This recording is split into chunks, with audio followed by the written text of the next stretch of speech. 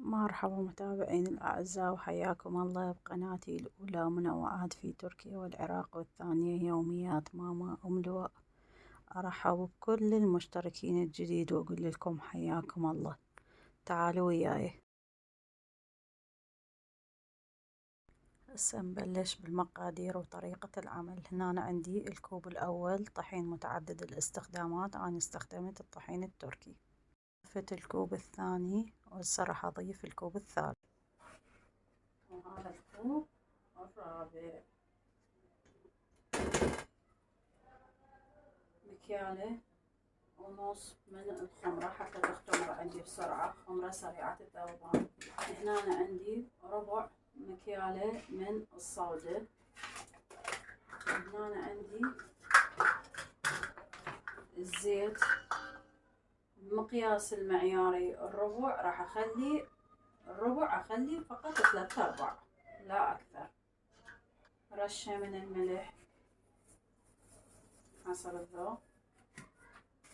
3 مكيالات من الحليب البودرة، ومكيالة واحدة من السكر حتى يسرع عملية التخمير. والماء حسب تلابس العجينة، ما أقدر أتحكم بيه. هسه راح أشغل العجانة. هنا حبايب قلبي قطعت الصوت وشغلت العجانة حتى تختلط المواد الجافة، وبعدين ضفت الماء تدريجيا. وهنا أنا حبايب قلبي الماء أنا خليته دافي، يعني تتحمله درجة حرارة اليد حتى يختمر عندي بسرعة، وظليت أضيف بيه تدريجيا، وأخذ من عندي 3/4 هاي السراحية. طبعا بالبداية شغلته على السرعة البطيئة، وبعدين عليت السرعة، ومن بدأت تتكور عندي طفيت عليه. وهنا أنا حبايب قلبي شوفوا شلون لمت عندي بدون ما تلتصق باليد، عجينة ناجحة 100%. هسه راح أطلعها أو أخليها أتركها للتخمير. شوفوها شلون تخبط. طبعا التخمير حبايب قلبي حسب درجة الحرارة، كل ما تكون العجينة مختمرة زايد كل ما النتيجة والهشاشة أفضل وأحسن. راح أغطيها. هنا غطيتها بالبطانية حتى بسرعة تختمر. أنا حبايبي هذا اللي عايشين بتركيا دائما يسألون على جبن العرب، هذا الباكيت مالته اخذوا له سكرين شوت. وهذا الجبن طلعته هسه مكبوس، راح اخذ نصه، خذ نص منه ونص من هذا النوعية اضبط من الموزريلا. الموزريلا من يموع يضوجني يظل يلزق، يسموه بارميزان هيك يعني هذا الاسم. فراح اخذ نص منه ونص من هنا واسوي بيه البيتزا، وابرشه طبعا بالمبراشة. وهذا نص هسه راح ابرشه بهذا الماعون، وراح اطلع ايضا نص من مال العرب. شوفوا هذا الصوصج، هي راح اسويها بالصوصج والجبن، هذا ابني يحبها فقط هذني، لا فلفل ولا طماطة. طبعا هذا الثاني همين راح ابرشه واخليه بهاي الحافظة، من اريد واخليه بالفريزر من اريد اطلع حتى اطلعه جاهز. هسه هنا راح ابرش اللي راح احتفظ بيه بالفريزر. هسه هذا حبايب قلبي مقدار، هو المقياس كله هذا الجبن مقداره 500 غرام. هسه هذا ربع كيلو راح احتفظ بيه بالفريزر، اطلعه عند الحاجة. هسه هنا بعد ما برشت هذا الجبن، هذا كلش مريح بالهذا، وهذا مال العرب. هسه راح اخلطهن اثنينهم.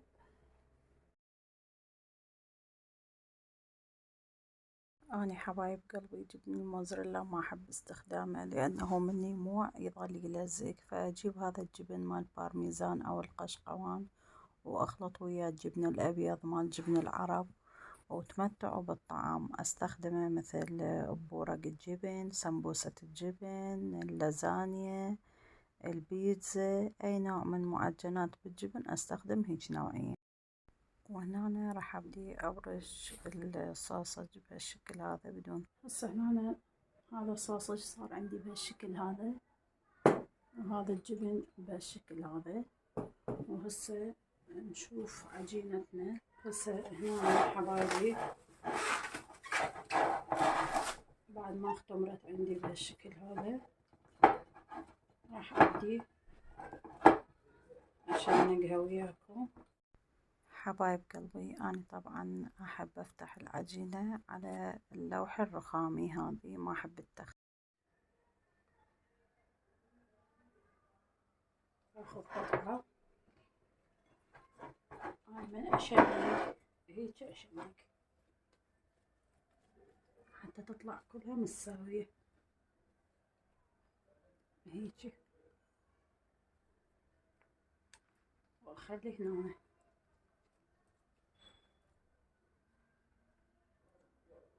هيجي اخلي هنا.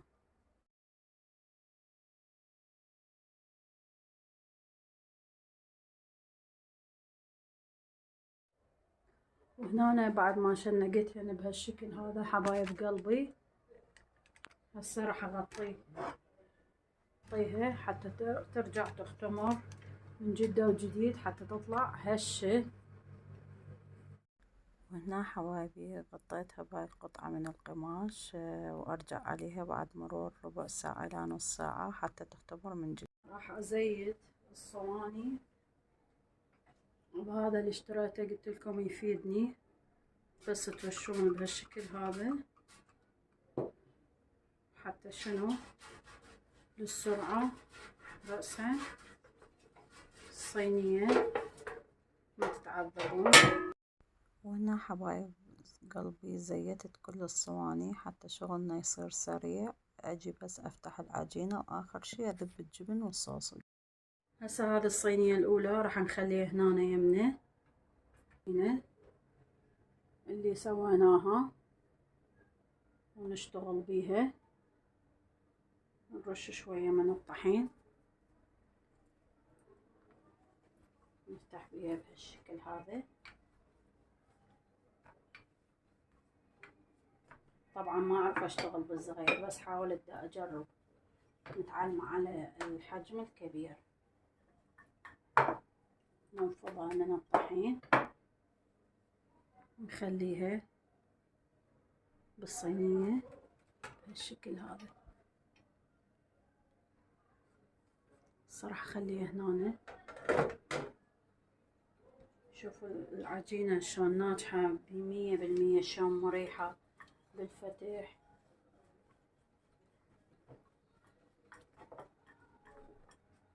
شوفوها نفضها من الطحين نخليها.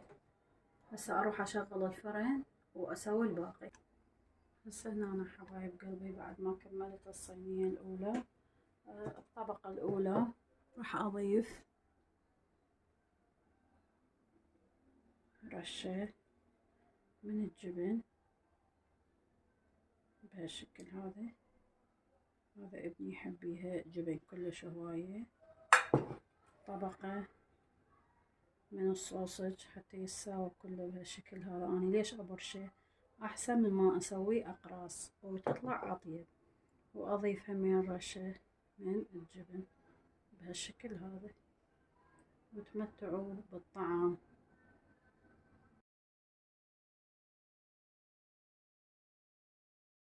بعد حابين تخلون زيتون طماطة هاي بكيفكم، بس اني لا يحبها فقط هيجي.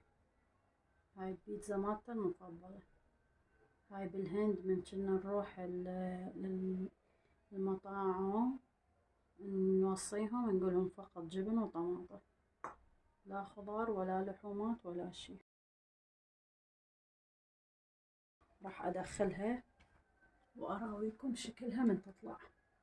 بكمل هذا الباقي وراويكم النتيجة بعد ما أطلعها من الفرن وتكمل بالكامل حتى لا يطول عليكم الفيديو ويصير ممل. طيب قلبي شلون بدي يصير الجبن أكثر من روعة.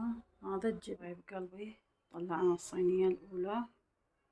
باع المناظر تحكي وتتكلم، ما أروعك. تشقشقه. واو، الجبن يستحق تشتروا هذا الجبن الأصفر البارميزان، رهيب رهيب رهيب. وكملت البيتزا مالتنا وطلعت من أروع ما يكون. المناظر تحكي والشكل يتكلم. سهمكم وسهمنا ألف عافية. تعالوا سووا أسرع بيتزا من إيدكم الحلوة لعائلتكم، ما تاخذ من عندكم غير فقط ساعة.